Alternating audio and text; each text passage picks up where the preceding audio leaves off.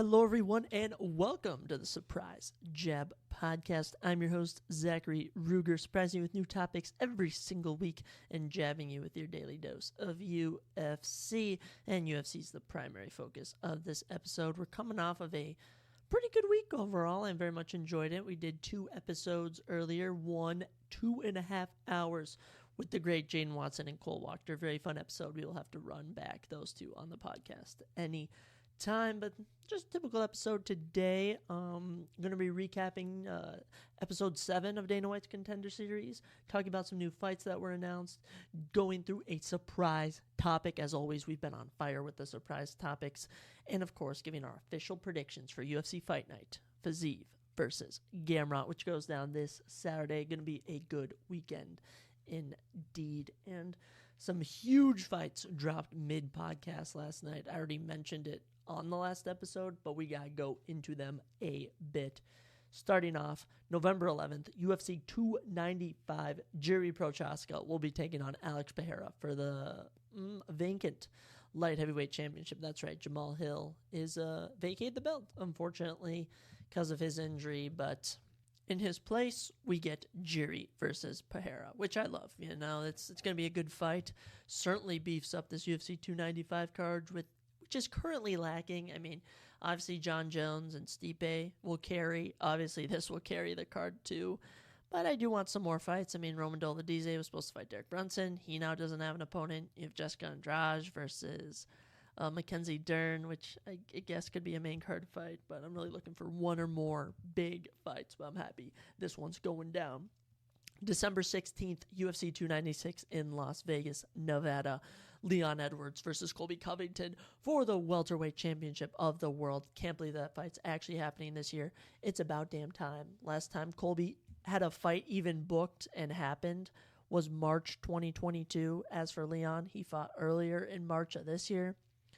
So, I mean, you're going to be looking at a, 9-month layoff for Leon, but it's a year and a half for frickin' Colby Covington. So happy he's back fighting. That's going to be a great fight.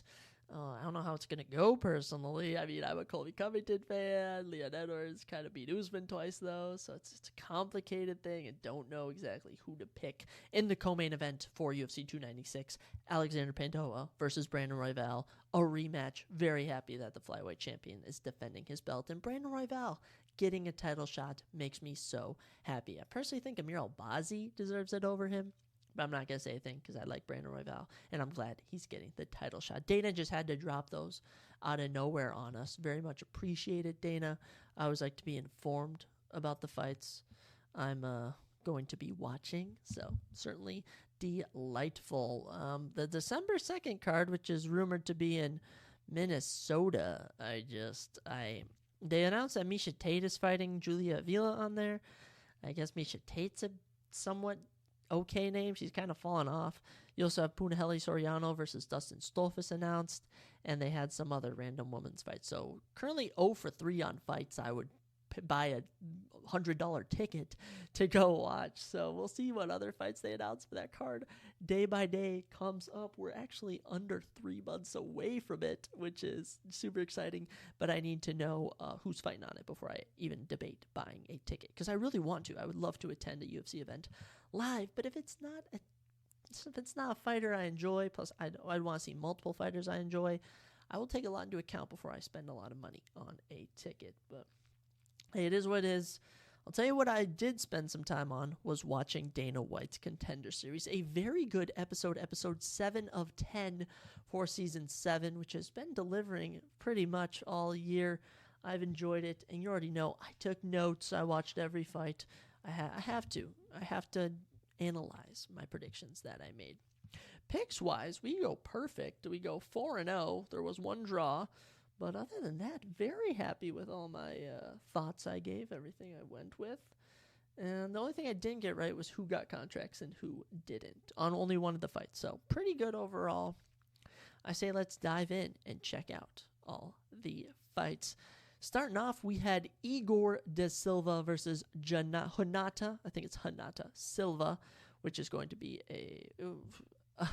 I'm getting ahead of myself. Okay, so Igor versus Hanata in the flyweight division. I mean, round one, De Silva's landing takedowns with ease. Silva's having some good scrambling. Pretty even first round. I gave Igor round number one. Now, round two, coming out the gate, Igor De Silva is swinging so hard. He drops Hanata once. He keeps going after him. I think did he take him down or not? No, he didn't take him down. By the way, Igor landed 5 for 5 on takedowns in round number one. Super impressive stuff. I mean, significant strikes in round number two, 52-9. Igor's putting the pace on him, coming at him again. He drops him a second time, lands a couple follow-up punches. The ref says that's it. I cannot wait to watch Igor De Silva in the UFC flyweight division, doing phenomenal. Oh my gosh, this was such a good performance from him. And he improves to 8-0, 100% finish rate. This kid's only 20 years old. And Dana was like, you know what? I don't like taking young kids, but there's something about this kid. He always says it. There's something about this kid. He had to sign him. So Igor De Silva gets the contract, and Dana was praising him. And I predicted he would get the contract, and he did. Loved what I saw from Igor De Silva. Heading into our next fight of the evening was a lightweight matchup between Kanan Kruszewski, sorry if I'm mispronouncing your name, Kanan, as he took on Dylan Mantello. And coming out of the gate, swinging hard, Kruszewski somehow took his back. It was kind of a takedown, wasn't really a takedown, but basically just got on his back, locked up a rear naked choke, and put Dylan Mantello to sleep. And Kanan Kruszewski gets the victory. 15-1 now record for Kanan, and Dana said that he was so hype on Kanan when he was talking about his like post-fight analysis of sorts. He was loving everything Kanan did in this fight, and I'm very happy Kanan will be joining the UFC in the lightweight division. But I mean, just a simple fight. I mean, they come out swinging, they're punching. Kanan lands a takedown somewhat, takes his back, locks in a rear naked choke, and that was it. Kanan gets a contract. I mean, there's just not much to say. And as for Dylan, I did feel bad for him. He had Charlie Campbell in his corner, who'd been coming off a huge win at UFC Noche. So it is what it is. By the way, Dana White saying UFC Noche will be a yearly thing now for the UFC. So expect every September, around or near Mexican Independence Day, to have a UFC Noche style event. Very much looking forward to more of those. And here we go from two excellent fights, two finishes, to a very, very weird fight. So I was going with Talita Alencar in her fight against Stephanie Luciano. Let's start with round one. Alencar gets on top, having a lot of control time, 3 minutes. I mean, Stephanie landed more total strikes, but I mean, this was control time for Talita. No official submission attempts, but she was working. Round two comes around. Alencar in ground control wraps up 3.5 minutes of control time, 2 for 9 on takedowns. I mean, Talita was up 2-0 at this point. She was clearly up 2-0. And then Stephanie Luciano said, yeah, screw it, I'm going for broke. Landed 1 takedown for 2.5 minutes of control time. Defended 10 of Talita's takedowns, 0 for 10. Outstruck her 69-11. Significant strikes, 54-9. Stephanie was on fire. And the judges scored a draw. Absolutely crazy. Stephanie down 2 rounds, fights back to get a 10-8. And Dana said, hey, look at this. This round 3 is a 10-8, not whatever round 5 was with Valentina Shevchenko versus Alexa Grasso. So a lot of controversial words from Dana, but very much happy that... Actually, I wasn't happy because I picked Talita, but I did not think either of these women were getting a contract, but Dana said he was so impressed with Stephanie Luciano, he wanted to get her in the UFC. So Stephanie Rondina Luciano gets a contract. Welcome to the women's strawweight division, Stephanie. And he honestly described Luciano as having that ick factor, which is just high praise from the boss, Dana White. Very much a good moment, but as for fight-wise, just an average fight. Heading into our fourth fight of the evening, we had Jacoby Jones taking on, Daniel Allen. I'd been pronouncing his name wrong on our preview of him, but yes, Daniel Allen took on Jacoby Big Toe Jones.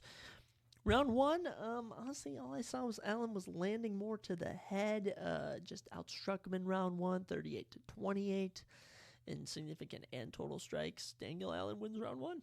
nothing much to it. Round 2 comes around. Jacoby Jones landing a bit more, 39 strikes to 32. Jacoby wins round 2, so it's 1-1 heading into round 3. Although 2 judges did see it 30-27. So Jacoby did go over 2 on takedowns. I don't know if that played a role. But round 3, the most decisive round, Daniel Allen. Gosh, I don't know who Dylan Allen is, but I keep saying his name. Daniel Allen outstrikes him 52-22, goes 2 for 3 on takedowns. And the man who trains with Khabib in DC out of AKA gets the victory. But nothing impressive, and even Dana White said that Allen just needs more experience. He is only it's 5-0 now, so little experience fighting-wise.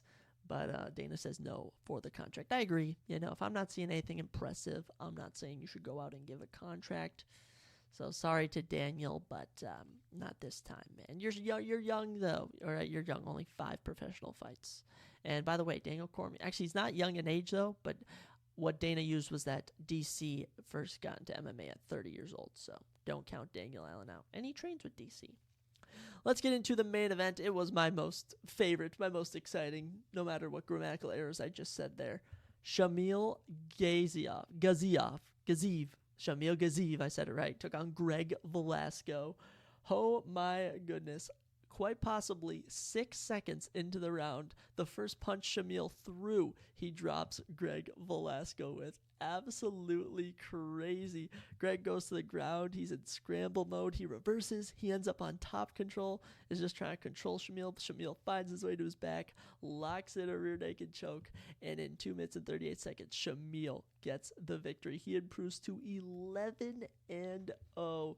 Just absolutely crazy stuff from Shamil Gaziev. His 3rd submission, and out of his 11 victories, we now have 10 of those by finish. Shamil Gaziev is a problem for the heavyweight division. Dana had little to say. He just said he likes Shamil and he wants to give him a contract. And Shamil Gaziev, welcome to the UFC. And he already says he wants to fight on that UFC 295 card in November. Count me in. He is an exciting, exciting man.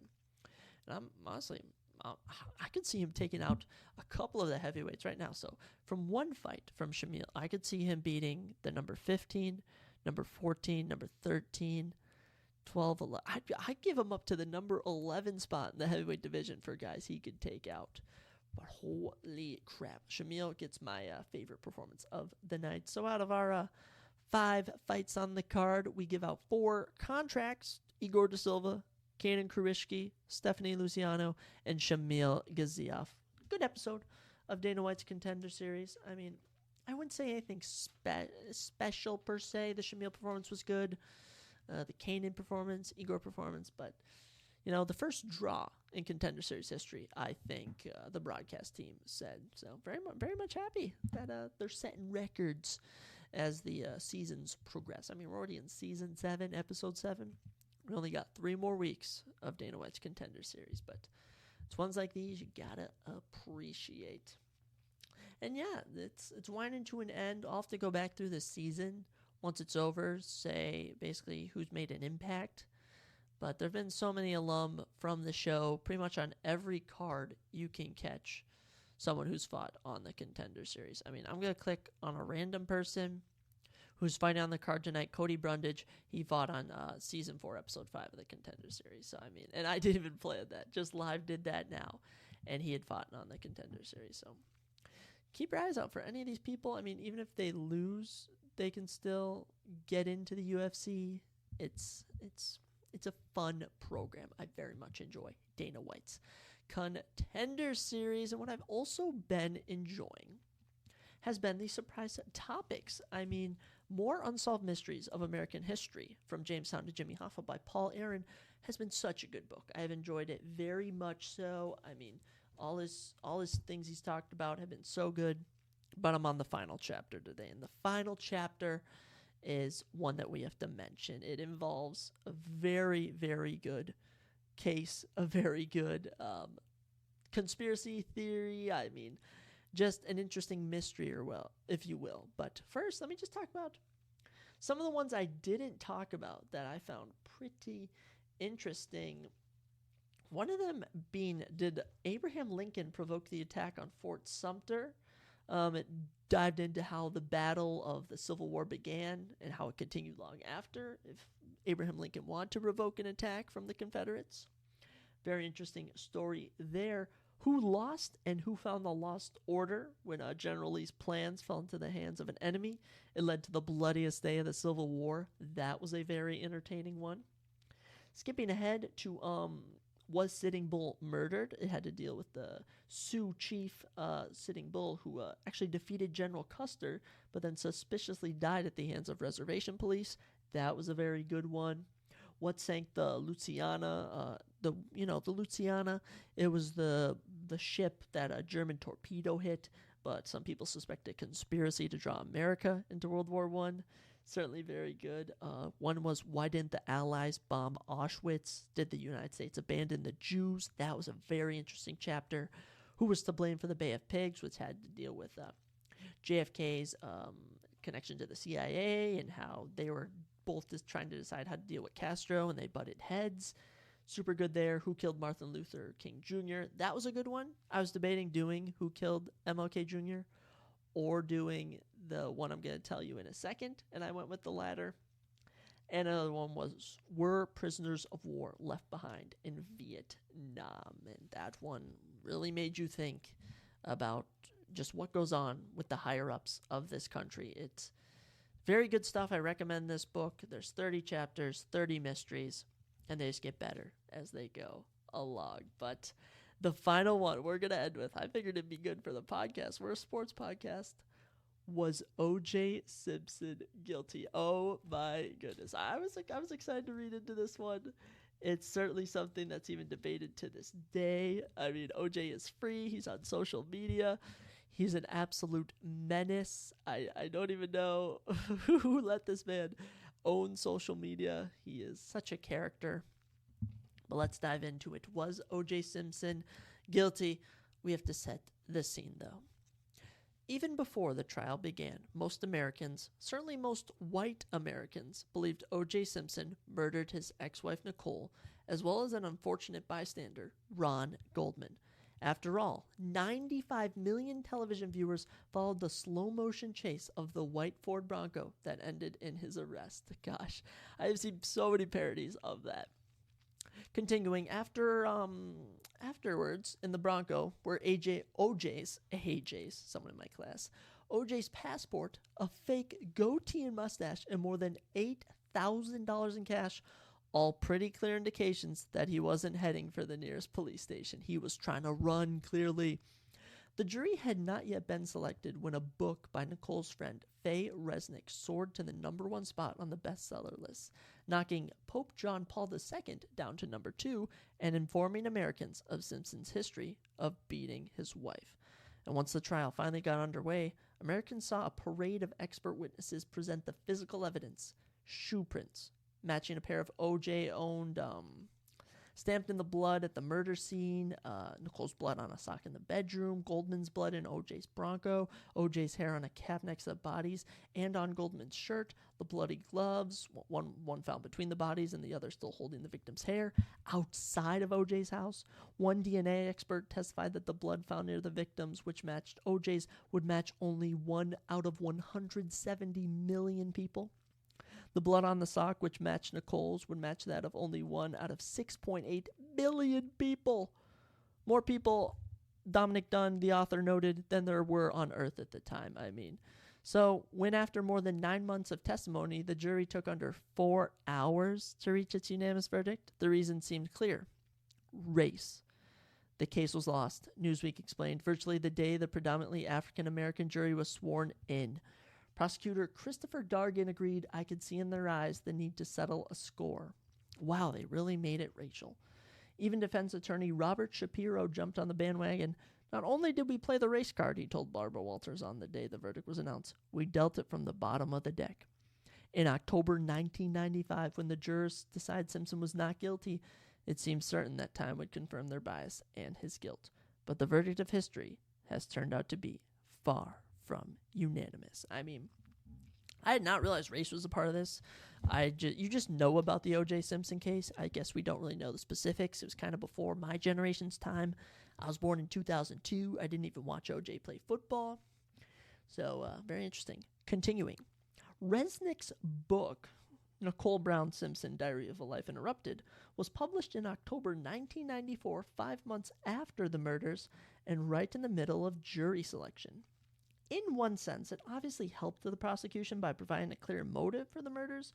Resnick portrayed OJ as a womanizer and wife-beater whose jealousy only increased after the divorce. "I can't take this, Faye," Resnick quoted Simpson. "I mean it. I'll kill that bitch. Wow, OJ." Though Judge Lance Ito temporarily suspended jury selection and pleaded with the television networks to cancel interviews with Resnick, this only made people, including would-be jurors, all the more eager to read the book. And ironically, the book may have done more for the defense than for the prosecution. Prosecutor Marcia Clark was furious with Resnick for having joined the parade of potential witnesses who took cash for trash. Moreover, Resnick's tales of her own and Nicole's drug abuse tainted her credibility and the victim's image. Fearing what defense attorneys would do with this, Clark decided not to put Resnick on the stand. The prosecution's case suffered another blow when Ito ruled, the judge, inadmissible some of the evidence of OJ's abuse. This included Nicole's call to the Sojourn Counseling Center, a battered women's shelter in Santa Monica, California, to complain that OJ was stalking her. Nicole called the center on July 5th, just 5 days before her death. I mean, come on. Come on, just hearing this evidence, you gotta be kidding me. Still, Ito did allow some evidence of Simpson's abuse, and that's what prosecutors led with when the trial finally got underway in January 1995. The jury heard about a 1989 beating for which Simpson received a suspended sentence and was ordered to pay $500 to the Sojourn Center. They also heard about a 911 call Nicole made in 1993. Having established Simpson's propensity to violence, at least in their minds, prosecutors moved on the physical evidence, which culminated in the trial's most dramatic moment. I mean, do I even have to say it? We all know what it is. This was on June 15th, when, as millions watched, Simpson put on the pair of gloves police found at the murder scene and at his own home, or rather tried to put on the gloves. After struggling with the right-hand glove, he turned to his attorney, Johnny Cochran, and told him they were too tight. The moment inspired Cochran's most famous line to the jury, "If it doesn't fit, you must acquit." Wow. I feel like just reading that, it's a soap opera. Prosecutors maintained the gloves did fit and that Simpson's struggle was an act. I hoped everyone could see that. Hoped the jury could do it. What? Darden said later. I hoped everyone could see that. Hoped the jury could see it. Oh, okay. He was speaking to the jury. But Clark knew the prosecution was in trouble, she recalled. I looked down at the bloody, weathered leather, and I said to myself, that's it. We just lost the case. As if that wasn't enough, prosecutors next had to deal with Mark Furman, the detective who had found the second glove at Simpson's home. Questioned by defense attorney F. Lee Bailey, Furman denied having used the N-word, which I will not be saying, during the previous 10 years. Then, in July, this trial is soaring along, the defense got their hands on 12 hours of taped interviews between Furman and aspiring screenwriter Laura Hart McKinney. McKinney had interviewed Furman as part of her research for a screenplay about Los Angeles police. On the tapes, Furman said the word 41 times. Wow, she is a racist. Furman, you can't be saying that on tape, my goodness. Furman claimed he was merely playing a role for McKinney, and Ito ruled the jury could hear only two of the experts in which the detective used the word. This is a detective being blatantly racist. That was damaging enough. Hollywood never showed any interest in McKinney's work, but now her tapes reached a wider audience than any movie. Oh, she was speaking to a detective. They were both saying it. Wow. More to the point, even in their much edited form, the jury could hear that Furman was a liar and a racist. Good. Defense attorneys were quick to accuse Furman of taking the glove from the murder scene, wiping some of Simpson's blood on it, and then planting the bloody glove at Simpson's house. How Furman got his hands on Simpson's blood was clear. Or wasn't clear, but the strategy was brilliant. Oh, so they couldn't prove it. With Furman's credibility shattered, the gloves, once among the prosecution's strongest evidence, were now a cornerstone for the case of the defense. Wow, this just goes back and forth. The defense team went after other prosecution witnesses besides Furman. Criminologist Dennis Fung, for example, hadn't noticed any blood on Simpson's socks during his initial investigation, and an FBI lab found that some of the blood contained a preservative called EDTA, which is more often found in laboratories than in humans. Someone must have put Simpson's blood on the sock in the lab, the defense concluded. Fung had also neglected to secure Simpson's Bronco at the crime scene, casting doubt on any evidence found there.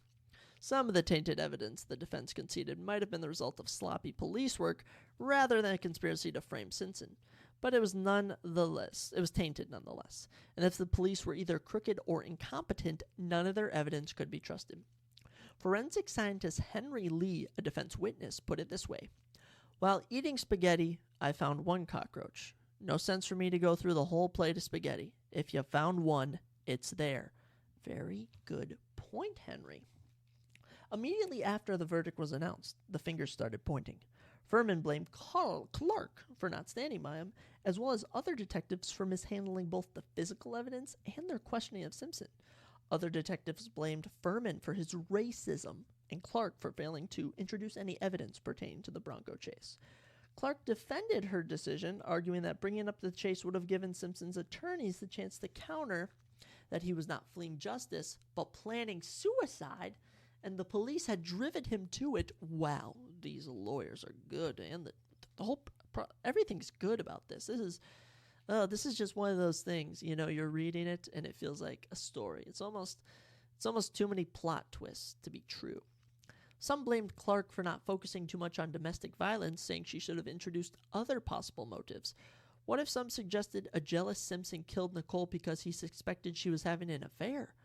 Faye Resnick said Nicole was having an affair with OJ's friend and fellow football star Marcus Allen, though Allen denied it. Furman, among others, believed Nicole was having an affair with Goldman, who OJ also killed, but there was nothing to prove there. In the case, the jury wasn't buying the connection between the earlier incidents and the murders. This was a murder trial, not domestic abuse, juror Brenda Moraine told reporters after the trial. If you want to get tried for domestic abuse, go in another courtroom. Oh, good try, Brenda, trying to make an inspirational quote. Did not work. For her part, Clark blamed Darden for demanding that Simpson try on the gloves. Darden must have been on a testosterone high, she said. She blamed Ito, the judge, for excluding some of the evidence of domestic violence and for allowing Simpson, in a brief statement waiving his right to testify, to tell the jury he was innocent without having to take the stand and face any cross-examination. She blamed the media for turning the trial into a circus, which it ended up being. Above all, of course, prosecutors blamed the defense team, especially Johnny Cochran, for making race an issue, and the jury for choosing race over justice. It wasn't a dream team that would acquit O.J. Simpson, said Clark. It was a dream jury. Millions of white Americans shared Clark's outrage. Well, I can't believe this turned into a racial thing. I mean, I'm hearing racism from one side, from the detectives. That must have swayed some of the black jury members. Just terrible all around. Gradually, though, these passions subsided. Civil libertarians argued that the jury had plenty of non-racial reasons for its verdict. Two members of the Dream Team, Barry Scheck and Peter Newfield, were specialists in the evidentiary use of DNA, and defense experts such as Lee were very effective on the stand. Clark herself conceded that the prosecution had made a fiasco of the glove demonstration and that Furman was a racist. For the jurors to have some doubts about a case in which Furman was a key witness was perfectly reasonable. It did not necessarily mean that they freed Simpson because of his race, or even that they thought he was innocent. It may merely have meant that they had doubts, reasonable doubts, which you need, about his guilt. And any criminal jury has an obligation under those circumstances to find a defendant not guilty. How about that? Alan Dershowitz, himself a member of the Dream Team per se, reflected the emerging consensus in his book Reasonable Doubts. Jurors, he argued, were not supposed to be historians. The discovery of historical and scientific truth is not entrusted to a jury of lay people selected randomly from the population on the basis of their ignorance. How about that? I can't pronounce ignorance of the underlying facts. Dershowitz wrote, "The task of discovering such truths is entrusted largely to trained experts who have studied the subject for years and are intimately familiar with the relevant facts and theories. Like historians, jurors are supposed to figure out what happened, but it's by no means their only goal. If it were Dershowitz continued, judges would not instruct jurors to acquit a defendant whom they believe probably did it, as they are supposed to do in criminal cases. At least one juror, a white woman named Anzie Aschenbach, was apparently thinking along these lines. She said after the trial that she thought OJ Simpson was probably guilty, but the law wouldn't allow a guilty verdict. What? The law did, however, allow the families of Nicole Brown Simpson and Ron Goldman to sue Simpson, and in February 1997, a civil jury found him liable for the deaths and awarded the victims' families $33.5 million. To some, like Dershowitz, this confirmed that the system worked. The civil jury heard much of the same evidence as the criminal one, but its verdict was based on a different standard of proof. The civil jury had only to find that a preponderance of evidence pointed to Simpson's liability. In this case, reasonable doubt was not enough to save Simpson. They almost got him. The civil libertarian view of the Simpson case is comforting. OJ didn't get away with anything, wrote Gary Spence, seemingly one of the few famous defense attorneys who didn't join the Dream Team. The system worked. It revealed his guilt and at the same time preserved its safeguards for us. Similar analysis went a long way to ease the tensions that flared up after the criminal verdict. When blacks across the country cheered and whites looked on in horror, it was much safer to see the verdict as an expression of reasonable doubt than of African Americans' contempt for the justice system. Besides OJ was no Rodney King. It was one thing for blacks to protest the acquittal of the police officers who beat up the helpless King, quite another for them to rally around a football player and movie star who, as the legal scholar Jeffrey Abraham put it, who was more at home on a white golf course in the black community. That's right, OJ may have been black, but he didn't act the stereotypical black, which I don't think should matter for starters, but we're just going off of the book. And yet, much as we might like to deny it, this case clearly was about race, which I clearly see now. There were no other issues to be sure. There were other issues to be sure. Come on, Zach. Marsha Clark was not wrong to recognize the dangers of domestic violence.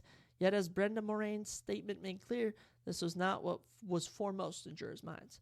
Money, too, was an issue. Few defendants, black or white, could have afforded the Dream Team. Few could have hired a renowned expert like Henry Lee or the private investigators who uncovered the Furman tapes. No wonder critic Diana Trilling argued that the M word was as crucial as the outcome of the trial as the N word. What's the M word? Oh, money. Above all and undeniable, though, the issue was race. Shapiro was correct to say the defense had played the race card, though perhaps wrong to lay the blame on Cochran. Simpson was no Rodney King, but the black community's mistrust of the Los Angeles Police Department was based on a pattern of abuse, not a single beating. Simpson, to many blacks, was merely another victim, though one with the means to fight back. Race had been there all along, commented the legal scholar Paul Butler, or at least as soon as Furman reported to the scene of the crime. Race is not a card, agreed the cultural historian Michael Eric Dyson. It is a condition shaped by culture and fueled by passions buried deep in our history that transcend reason. That's why many white folks are angry at the verdict, while many black folk feel joy. Or as Cochran put it, I just want to say something about this race card. Race plays a part in everything in America. How about that, Cochran? If you guys want to investigate any further, you can read Nicole Brown Simpson, The Private Diary of a Life by Faye Resnick. You can read I Want to Tell You by Faye Resnick as well. Or you can read Abrahamson Jeffries Post-Mortem. A lot of other books, but those are some of the good ones. And that will conclude our mystery on O.J. Simpson. Obviously, he was guilty. I mean, we've all seen the clips. He was obviously guilty, but unfortunately to the victims, there were just outside factors. He had a lot of money. He bought himself a powerful team. And the detectives messed up. The jury messed up. And it became a racial thing. And when stuff becomes racial, it gets messed up. So there was nothing to do. Just a very sad all-around going. But, OJ did go to jail. Unfortunately, he's out now. And we'll never know for sure if he did it, but I think it's safe to assume that OJ Simpson was guilty. At least in my view. At least in my view of things. OJ was guilty. Man, it certainly surprised me reading that. I don't know about anyone else, but gosh, it's just shocking to hear about all the things that went down on that trial. And, there'll never be another trial like that. I mean, I heard people saying stuff about Amber Heard and Johnny Depp, but that's nowhere near how this case was. Maybe if we see some Donald Trump in court. That could be interesting, but man, I can't believe that detective said the hard R 41 times on an interview with a journalist who's trying to make it big in Hollywood. Just idiots all around. How are you going to be you're a liar and you're a racist? Terrible traits, in my opinion, which I think should be everyone's opinion. Not to say I'm perfect, but I certainly don't go around toting like that, okay? And I mean, how about the fact that his blood matched like 1 in 6.8 billion people? I mean, how do you not think he's guilty then? Gosh, I honestly did not know how much race was involved in this case. And, you see it nowadays. It was alive back then, That's why it's important to look at the world not through the eyes of race, but to take into account that some people do deal with stuff. And, even if it was African Americans choosing to go with OJ because of oppression from the police, nothing to do now. That was, almost 30 years ago, 20 years ago, so many years ago. All right, well, that's kind of sad, though, because, OJ kind of did get away with it. Even though he was not guilty, he kind of was guilty. But now we move into something that I know for certain, and that is that UFC Fight Night. Fiziev versus Gamrot, and getting my fighters mixed up, goes down this Saturday. I mean, I'm happy to have one more fight card of September, because then next weekend, for my birthday weekend, there's no UFC. I personally called Dana White. I said, Dana, I just want to celebrate my birthday. I don't really want anything to do that whole weekend, so no UFC for me. And he said, Zach, you know what? Just for you, no UFC. That didn't happen, obviously, but you know what? It worked out perfectly. So we're going to go through the 11-fight card, give our predictions for every fight. The weigh-ins are tomorrow morning, Friday, so I believe this should be going live Thursday night. So if any of these fights get canceled, you can just come back here for my main card picks. As we all know, prelim picks are unofficial. Main card picks are official. I'm going to go do something real quick, but then I'll be right back. And I'm back like I never left. It's always how it works out. I just magically reappear like I haven't been doing something for a number of minutes. But yes, let's not waste any time. Let's dive into the card. Kind of a not as long episode this time around. I mean, usually at this point I've already an hour and 15 minutes in. But this is a throwback to our earlier days when we only had 30-minute episodes, 40-minute episodes. And hey, you know what? It's kind of nice to just have a little chill episode, go over Dana White's, go over surprise topic, and dive into UFC. Let's get it kicked off with the women's bantamweight division, as we have Tamirez Tractor Vidal taking on Montserrat Monster Rendon. Oh my goodness. Tamirez is 7-1, Montserrat 5-0. Montserrat is 5'8", Tamirez is 5'6", and both women have a 68-inch reach. Montserrat is 34 years old. Tamirez, 25 years old, doing my math correctly. Tamirez Vidal will be making her second UFC appearance. She finished Ramona Pasquale in her UFC debut last November, hitting a flying knee to earn a performance bonus in 3 minutes. Good stuff from Tamirez. As for Montserrat, she actually makes her UFC debut. She is 5-0, all fights by decision. She is a Mexican fighter, so sucks she just missed out on the card, but she is stepping in on short notice. And yeah, I mean, not age-wise, there is a big gap here, clearly. But honestly, Tamirez looks good, Montserrat looks good. But the one key difference I see is that Tamirez has more finishes than Montserrat has. Montserrat's been the distance in all 5 of her fights. And I think that Tamirez has that finishing drive. I mean, she won her UFC debut in 3 minutes with a finish. So we are going to be predicting that Tamirez Vidal gets this win in the women's bantamweight division. And in such a weak division, I mean, this could really make the difference. I'll tell you that for sure. I mean, women's bantamweight is wide open at the moment with Amanda Nunes leaving. And this is actually a fun fact, ladies and gentlemen. They removed the women's featherweight division from the UFC rankings. I think it's officially washed. I don't think the women's featherweight division exists anymore. I don't know if that's old news, if it's new news, but interesting enough. We keep it rolling with the women, but this time going down to the strawweight division as we have Mizuki taking on Hannah 24K Goldie. Oh my goodness, Mizuki is back. Mizuki, Japanese fighter, I believe she is 14-6. Hannah 24K. Ooh, I wonder if she sports any gold teeth. Goldie is 6-3. Let's check out their stats. So 5'3" for Mizuki, 5'4" for Hannah, 65-inch reach though for Mizuki, 61 for Hannah. So a 4-inch reach advantage for Mizuki. That's about the only thing that is really the difference. Both women are in their 20s. Hannah Goldie coming off a loss to Molly McCann by spinning back elbow back in July of 2022. She had won on episode 1 of season 3 of the Dana White's Contender Series. Since then, she's gone 1-3 in the UFC. And yeah, her only win is an armbar over Emily Whitmer, September 18th, 2021. So it's been 2 years since she last won a fight, and been over a year since she last fought. As for Mizuki, 14-6, she actually beat Wu Yanan in her UFC debut back in 2019.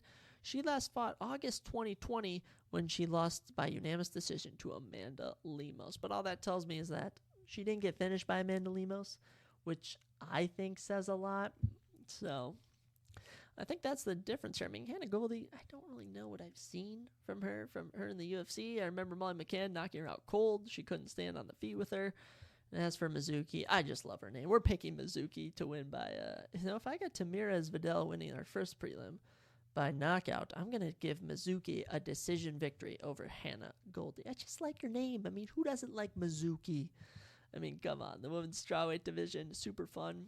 Rose Namajunas was actually kicked out of the UFC rankings. Karolina Kowalski coming on to the rankings along with Lupi Godinez, by the way.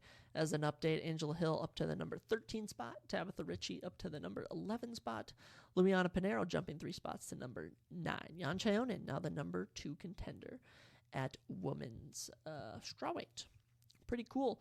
As for women's bantamweight, we already talked about bantamweight. As for women's flyweight, Manny Fiora is now ranked number 3, Amanda Hebus ranked number 10, and Tracy Cortez is now ranked number 12. So a lot of changes happening following UFC Noche and heading into this weekend. Let's move into our next fight, which I love. We go to the heavyweights. We go to the big boys as Kamaru Usman's brother is back. Muhammad Usman takes on Jake Collier.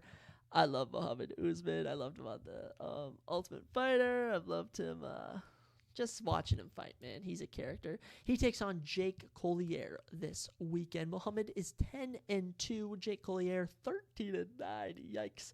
6'3" for Collier, 6'2" Usman, 79-inch reach Usman, 78-inch reach Collier. So just about as even size-wise as you can get. Both men are in their mid-30s. How about that?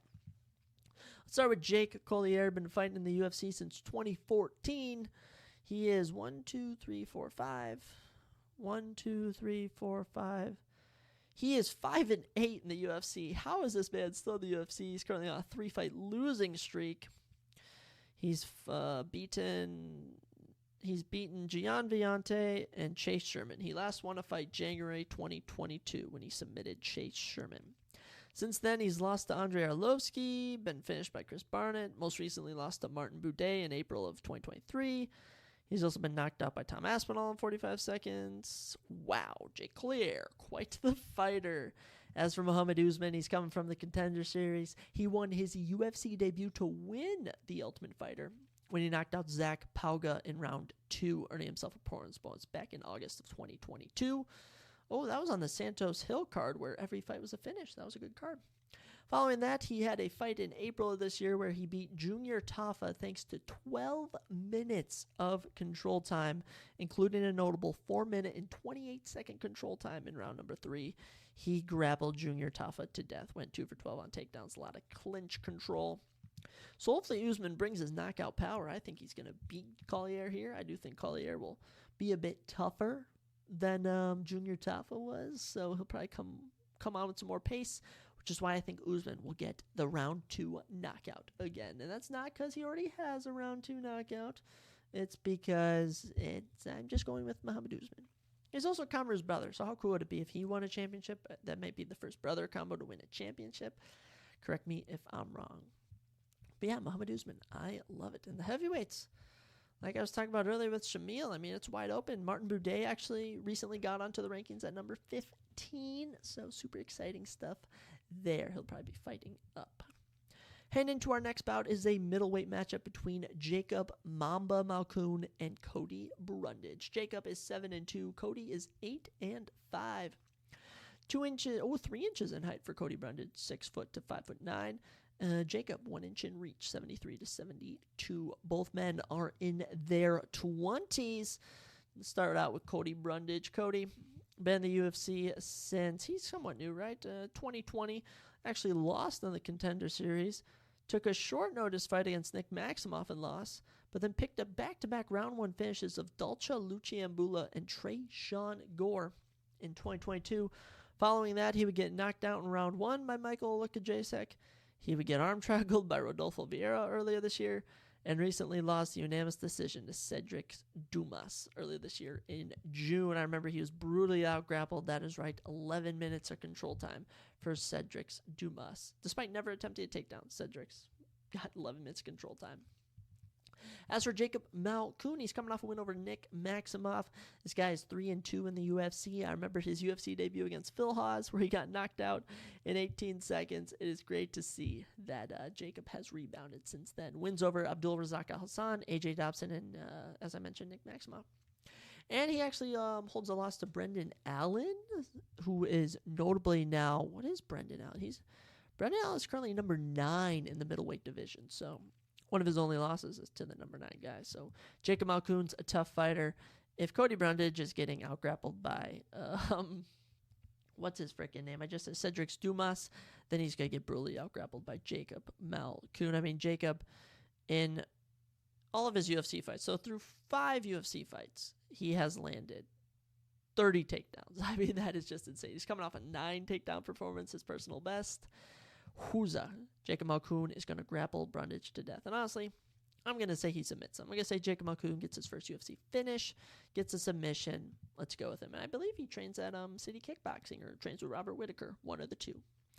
Heading into our next matchup, a fight that was on the main card but was bumped down. We have a welterweight matchup between Tim Means and Andre Fiallo. Tim the Dirty Bird Means and Andre Fiallo, both in desperate need of a win. These guys are veterans, though. Tim Means 32, 15-1. Andre Fiallo 16-7. Both men have a no contest to their record. 2 inches in height and 1 inch in reach for Tim Means, as he 6'2" to 6 foot and 75 to 74. Tim, wow, 39 years old. Tim's been doing it a long time. Andre Fiallo is 29 years old. Man, oh man. Andre Fiallo came to the UFC on short notice against Michel Pereira back in 2022. Put up a good fight, ended up losing a decision, but showed he is hard. He'd follow that up with 2 round 1 knockouts later that year over Miguel Beza and Cameron Van Camp. But since then, has been finished brutally his last 3 fights. Jake Matthews knocked him out cold in round 2. Muslim Salikov head kicked him in round number 3 and beat him. Actually been a body kick. Can't remember. And Joaquin Buckley knocked him out earlier this year in May with a kick. Was it a head kick? It was a kick to head. Yes, it's coming back to me.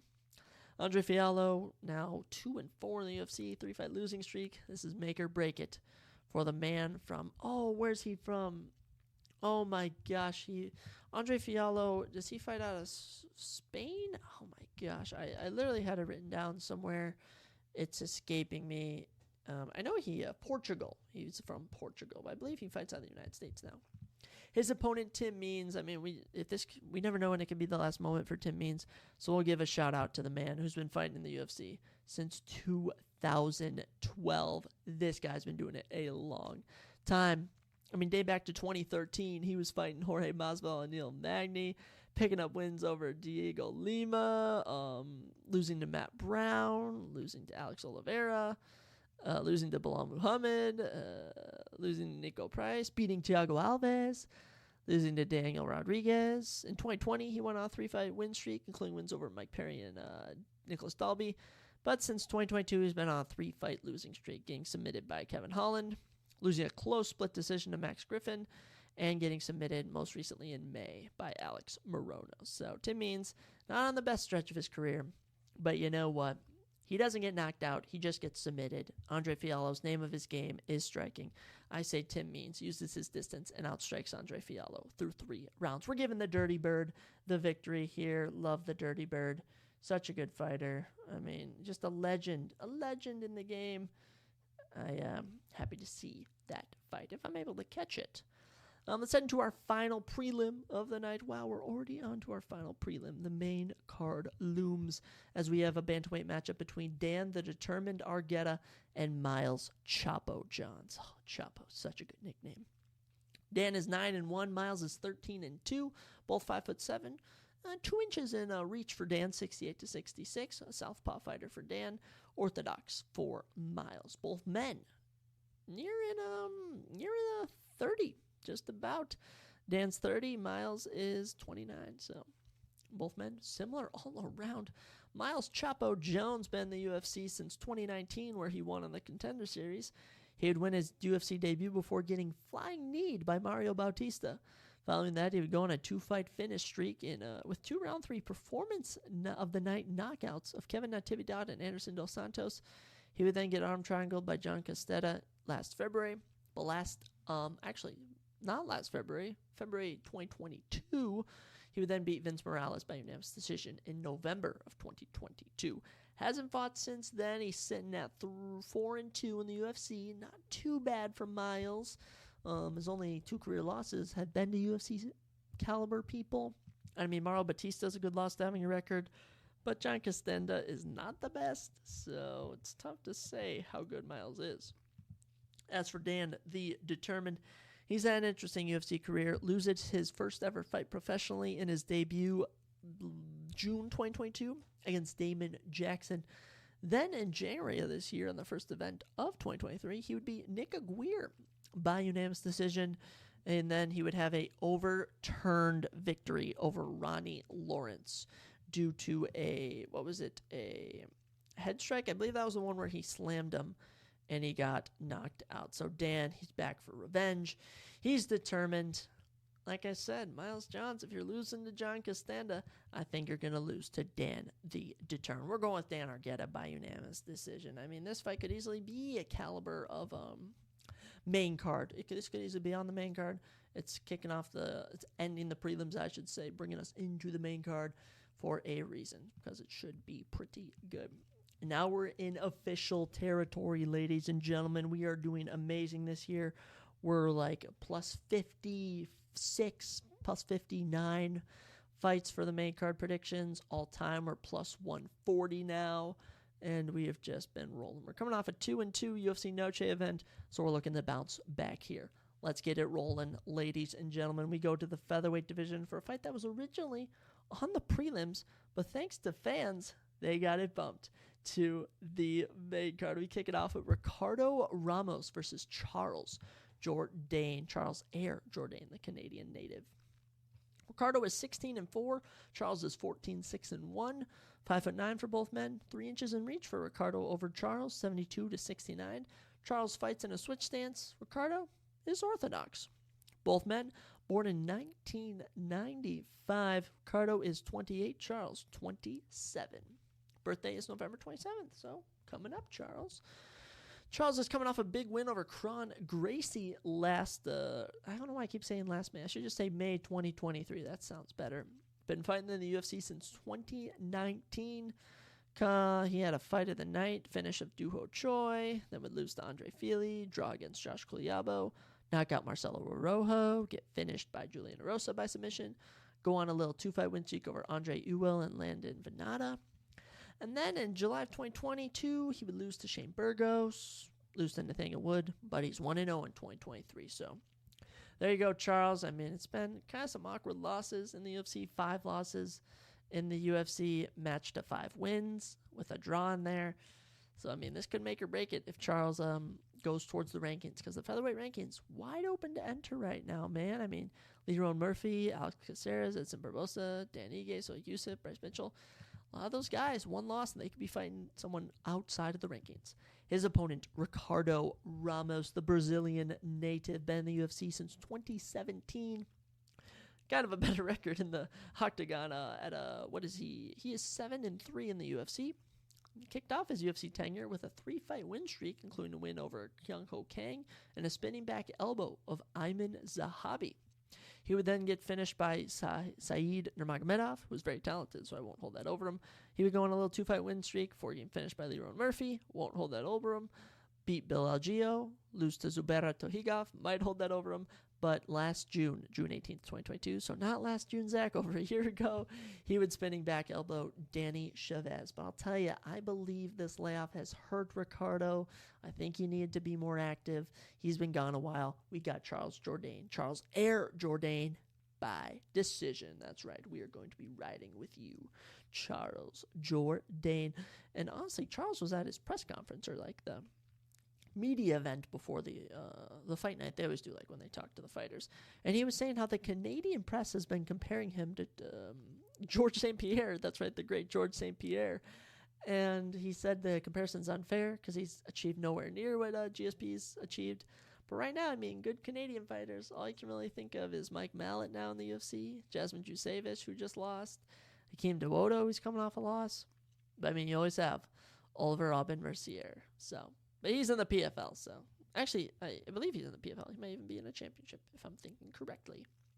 We're going with you, Charles, to expand your win streak to 2. So hopefully, good luck to you. Let's head to a personal favorite of mine. Brian Pooh Bear Battle takes on AJ the Ghost Fletcher. Brian is 10-2. AJ is 10-2. Brian is 6'1", AJ 5'10". A crazy 10-inch reach advantage for Brian Battle at 77 inches to 67 for AJ.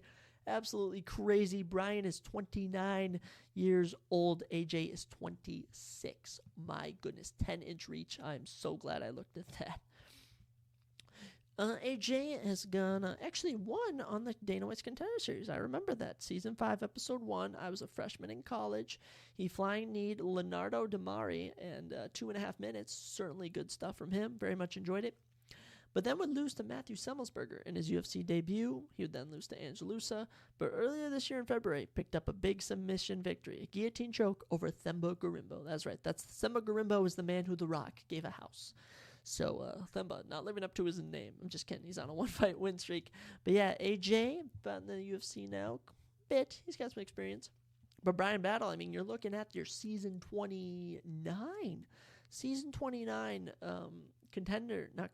Ultimate Fighter winner for Team Volkanovski. Beat Gilbert Urbina to win that. He would then win his UFC debut over Tresean Gore.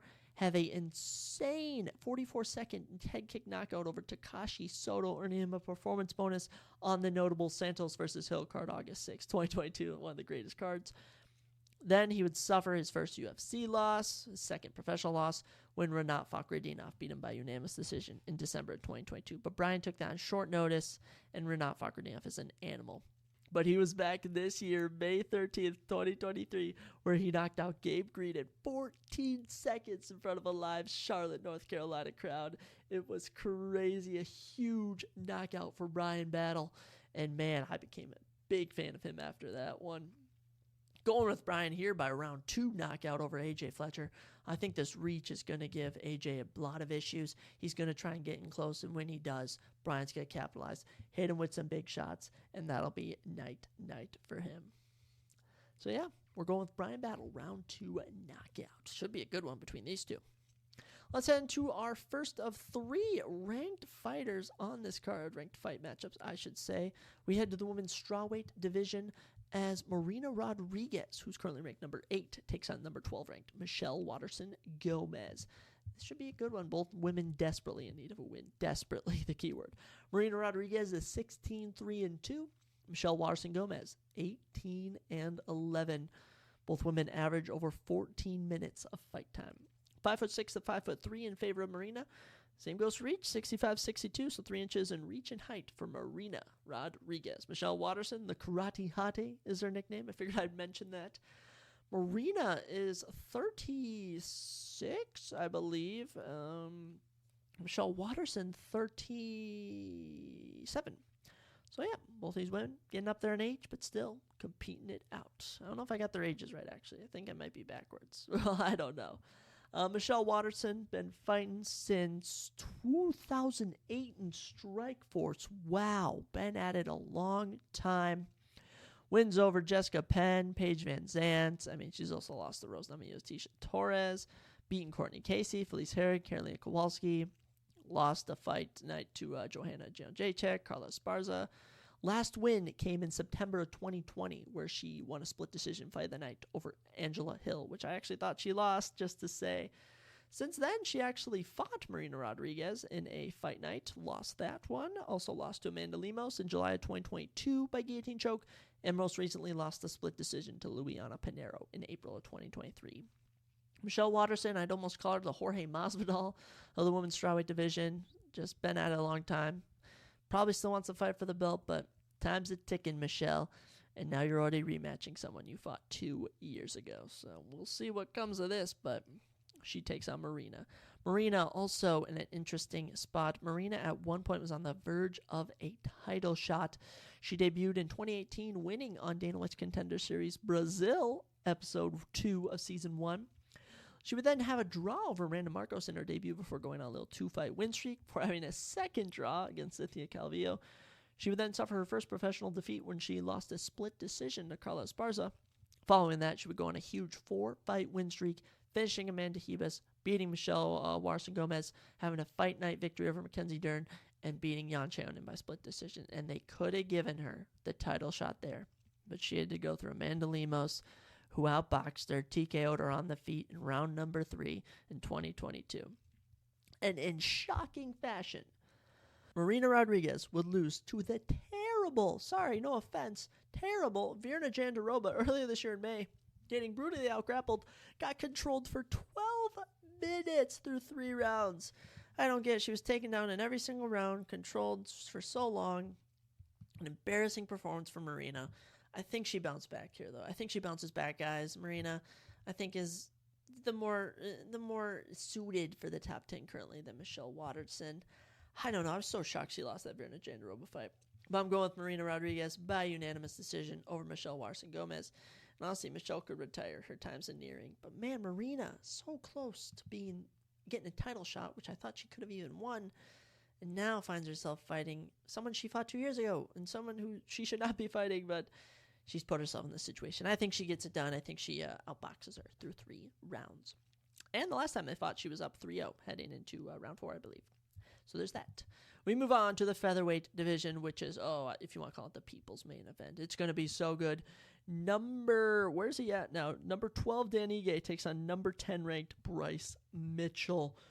Ooh, boys, this is one to keep your eye out for. Bryce Thug Nasty Mitchell, 15-2, takes on 17-6 Dan 50K Ige. Oh my goodness, 5'10" to 5'7" in favor of Bryce Mitchell. 71 inches reach to 70 in favor of Dan Ige. Bryce fights southpaw, orthodox for Dan Ige. Bryce Mitchell, 29 years of age. Dan Ige, 32 years of age. Birthday was on August 6th. Dan, a 50K Ige, been doing it in the UFC since 2017, where he won on the Contender Series. He would sadly lose his UFC debut to Julio Arce, but then he would follow that up with a crazy 6-fight win streak, including wins over Danny Henry by rear naked choke, Mike Santiago by TKO, split decision wins over Mirsad Bektic, and a controversial one over Edson Barbosa in 2020. No shot he won that fight. It was close, but Edson clearly won that. Before getting his first fight of the night, or not fight of the night, but a fight night main event, I should say, where he would get outboxed by Calvin Kattar. He would follow that up with a crazy, one of my favorite knockouts I've ever seen. Gavin Tucker knocked him out in 22 seconds, one punch of the fight. Absolutely crazy. After that, he would lose a main event to Chan Sung Jung, the Korean Zombie, the Korean Zombie's last UFC win.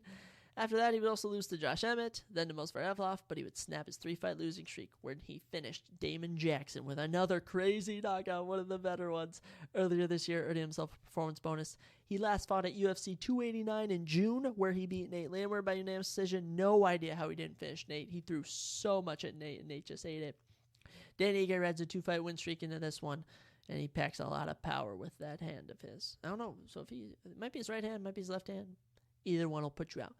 Bryce Thug Nasty Mitchell, I mean, there's a guy who came into the UFC off the undefeated Contender Series. Not the Contender Series, guys. Sorry, the Ultimate Fighter. Keep getting those shows mixed up when I speak.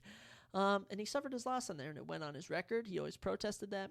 But he would come back. He would beat Tyler Diamond, have a fight the night against Bobby Moffett, would do the second twister of all time, this twister submission against Matt Sales in December of 2019. Absolutely crazy stuff. Did it in round 1. Followed it up with one of the most crazy control fights I've ever seen over Charles Rosa. Controlled him for 12 minutes and 51 seconds, including a notable 4-minute and 52-second round 3 ground control time. Crazy stuff from Bryce over Charles. He would then beat Andre Fili in a sloppy fight. He would then dominate Edson Barbosa last year in March. That was actually the last time Colby Covington fight on that card. He would control Edson for 11 and a half minutes, outstrike him 182-23, go 4 for 4 on takedowns, and even dropped him in round number 1. But then Bryce ran into the future featherweight champion, if Folk's not around. Ilia Topuria absolutely ran through him last December at UFC 282. But actually, Bryce actually outstruck him and landed a takedown round number 1. But the shots from Ilia were landing more. Ilia started getting a hang of it, dropped him, got on the ground, locked in an arm triangle from side control, and Bryce had to tap. Bryce says that he was sick that night. He makes a lot of excuses. He's a clown, but you know what? He's a good fighter, and I think Dan Igue's nemesis is grappling. That's why he lost to Movsar Evloev, also why he lost to Korean Zombie and to Calvin Kattar. Calvin Kattar landed a takedown on him. That should say something. So we're going to go with Bryce Mitchell by unanimous decision. Could even be split decision, but I do think that'll be Dan Igue's weakness here. But if he can get past the grappling, he could easily knock out Bryce Mitchell with one punch. I mean, do not underestimate Dan 50K Ige. Love that nickname, by the way. All right, ladies and gentlemen, now it brings us to our main event of the evening. It's a fun one. I love it. Rafael Fiziev versus Mateusz Gamrot, the number 6 and 7 ranked lightweights in the world. Whew, this is very competitive. I'm still torn on who I want to pick for this one. Rafael Ottoman Fiziev, the legendary Muay Thai fighter. Leg kicks are of legend. Mateusz Gamrot, the decision machine, boasts an impressive 22-2 record. Rafael is 12-2 himself. 5'10" to 5'8" in favor of Mateusz, 71-inch reach to 70 in favor of Rafael Fiziev. Switch stance for Rafael, southpaw, I should say, for Mateusz. Mateusz is actually 32 years old, turns 33 December 11th. Rafael, 30 years exact. Birthday was on March 5th. How about that? Mateusz Gamrot suffered his first career loss in his UFC debut against Guram Kudladze. That fight is another one where Guram, on the post-fight interview, said, "I didn't win this fight. The wrong hand was raised." That should say something about judging nowadays. That was a fight in the night, though. His first professional loss was a split decision. It didn't let him rock him. Follows that up with a round 2 knockout of Scott Holtzman by TKO. Then with Kimura, Jeremy Stevens in just over a minute. Knockout Diego Ferreira with a knee. And have an amazing fight against Arman Tsarukyan in 2022, earning Fight of the Night honors, showed off his crazy grappling. But then, last October 2022, got humbled by Beneil Dariush, despite landing 4 takedowns on him, got dropped, got outstruck. Followed that off, though, with a big win over Jalen Turner by split decision this past March at UFC 285. Showed some good grappling in that one, managed to control Jalen for 6 minutes and 52 seconds. I will say the one notable stat I would take note of is that out of his 6 UFC fights, actually, his 7 UFC fights, he's been dropped 5 times. 5 times. He's been dropped by Arman, Guram, Beneil, and Jalen. Oh, only 4 times. My bad, Mateusz. My bad. He dropped someone. That's what I saw. So, and he's fighting a man, Rafael Fiziev, whose name of the game is striking. So it's just truly a striker versus a grappler. Rafael Fiziev, been in the UFC since 2019, lost his UFC debut. Similar situation as Mateusz Gamrot. Lost his first UFC fight. This time, though, he got spinning back kicked by Magomed Mustafa, which I think is just one of those Mirko Krokop, Gabriel Gonzaga situations where the guy gets beat with their own signature, which was a Muay Thai spinning back kick. But you know what? That did not derail Rafael at all. He would go on a tear 6-fight win streak, including on that, 2 Fight of the Nights, 3 performances. Fight of the Night against Mark Diakise. He knocked out Naomi Kano in round 1, and knocked out Brad Riddell with a spinning back kick in round 2, knocked out Rafael dos Anjos in round number 5. This guy can hang, but just like Beneil humbled Matus, Justin Gaethje humbled Rafael Fiziev. He beat him earlier this year by, He beat him by unanimous majority decision at UFC 286. Good stuff from Justin and Rafael. Rafael outstruck him in round 1, but then Gaethje took over and outstruck him through the last 2 rounds. Actually, you know what? He actually outstruck Gaethje through the first 2 rounds, but round 3 was a very dominant one in favor of Rafael Fiziev. So Rafael's coming in off a loss. Matus is coming off of a win. Both kind of in an awkward spot where they're not at a level where they can fight Michael Chandler, Dustin Poirier, but they're also not at a level where they should be fighting Dan Hooker, Grant Dawson, So this will really determine who fights upwards in the top 5 and who fights down into the bottom 15. Personally, I've been torn between both of these. I'm honestly just going to go in neutral on who I want to win, but that's not how we do it here. We don't go in neutral. We do have to pick someone.